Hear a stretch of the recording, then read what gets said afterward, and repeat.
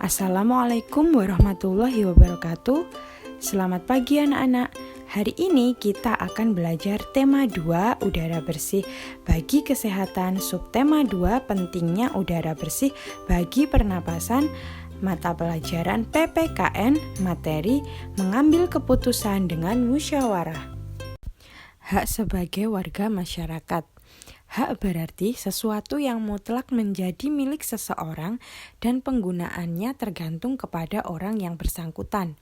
Jadi, hak warga masyarakat adalah sesuatu yang mutlak menjadi milik seseorang yang kedudukannya sebagai warga masyarakat. Bentuk hak warga masyarakat seperti berikut. 1. Mendapatkan perlindungan hukum. 2. Mendapatkan pekerjaan dan penghidupan yang layak. 3. Menikmati lingkungan bersih. 4. Hidup tenang dan damai. 5. Bebas memilih, memeluk, dan menjalankan agama. 6. Berpendapat dan berorganisasi. 7. Mengembangkan kebudayaan daerah. Selanjutnya, kewajiban sebagai warga masyarakat. Kewajiban berarti sesuatu yang harus dilakukan dengan penuh rasa tanggung jawab. Jadi, kewajiban warga masyarakat adalah sesuatu yang harus dilakukan seseorang sebagai warga masyarakat dengan penuh rasa tanggung jawab. Bentuk kewajiban warga masyarakat seperti berikut. 1. Mematuhi aturan atau norma yang berlaku dalam masyarakat. 2. Menjaga ketenangan dan ketertiban lingkungan masyarakat. 3. Mengikuti kegiatan yang ada di lingkungan RT, RW, atau desa setempat, misalnya kegiatan kerja bakti, gotong royong, dan musyawarah warga masyarakat setempat. 4. Menghormati tetangga di lingkungan tempat tinggal. 5. Membantu tetangga yang terkena musibah. 6. Menjaga kebersihan lingkungan tempat tinggal. Mengambil keputusan dengan musyawarah. Setiap warga masyarakat mempunyai tanggung jawab ikut serta dalam mengambil keputusan bersama. Keputusan bersama adalah suatu keputusan yang sudah ditetapkan berdasarkan pertimbangan, pemikiran, dan pembahasan yang matang. Keputusan bersama haruslah mewakili kepentingan seluruh anggota atau seluruh peserta rapat. Oleh karena itu, sebuah keputusan bersama haruslah dipatuhi dan dilaksanakan oleh semua peserta rapat tanpa terkecuali dan membeda-bedakan. Dalam pengambilan keputusan, kita tidak boleh memaksakan kehendak. Hasil dari keputusan yang diambil juga tidak boleh hanya menguntungkan satu pihak, tetapi semua pihak haruslah merasa diuntungkan.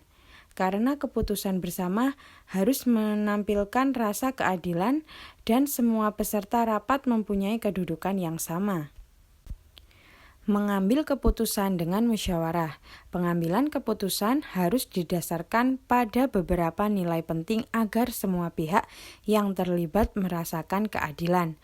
Nilai yang mendasar tersebut diantaranya ialah sebagai berikut. 1. Nilai kebersamaan. 2. Nilai kebebasan. 3. Nilai menghargai. 4.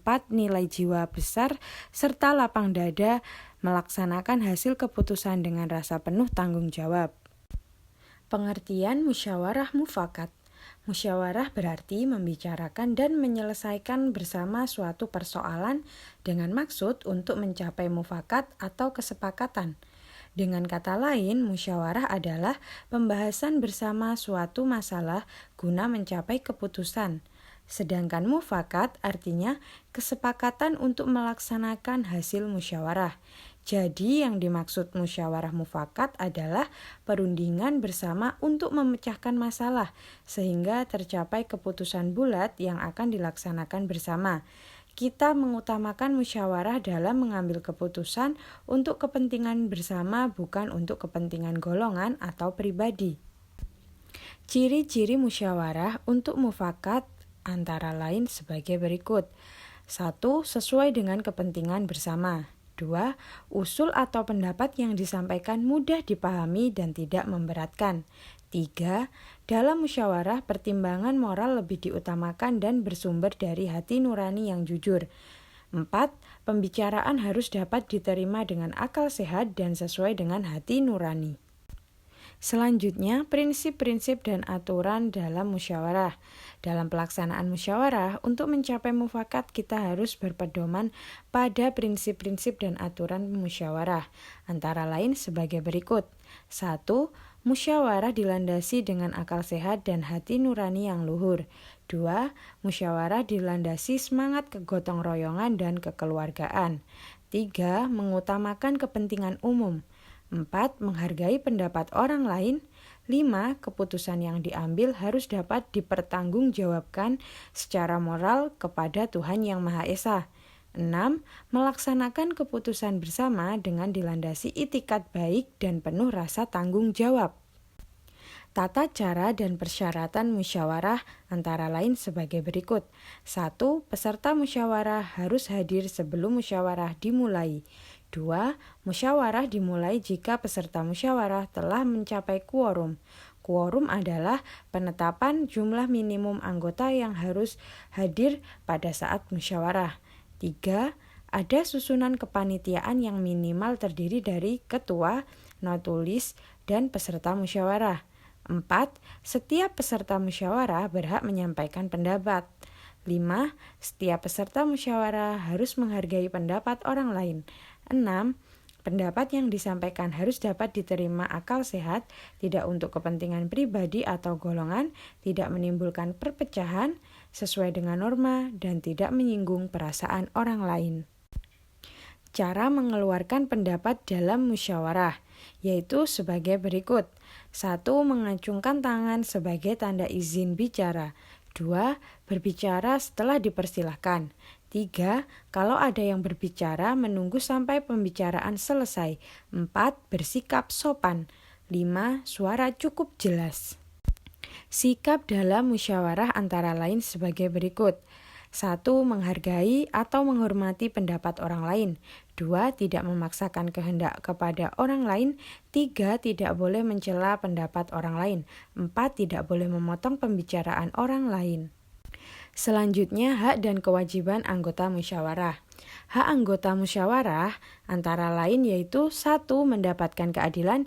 2. Menyampaikan pendapat. 3. Memberikan saran dan kritik. 4. Mendapatkan perlakuan yang sama. 5. Menyetujui atau menolak pendapat orang lain. Sedangkan kewajiban anggota masyarakat antara lain 1. Menaati tata tertib musyawarah. 2. Tidak memperkeruh suasana musyawarah. 3. Menghargai dan menghormati pendapat orang lain. 4. Tidak mencela dan memotong pendapat orang lain. 5. Melaksanakan keputusan musyawarah dengan penuh tanggung jawab. Setelah kalian menyimak beberapa penjelasan sebelumnya, sekarang waktunya kalian mengerjakan soal latihan. Jangan lupa kalian kerjakan pada buku tulis kalian masing-masing. Soal mohon ditulis kembali. Kemudian setelah kalian selesai mengerjakan, kalian foto dan jangan lupa kalian kirim ke wali kelas kalian masing-masing. Terima kasih.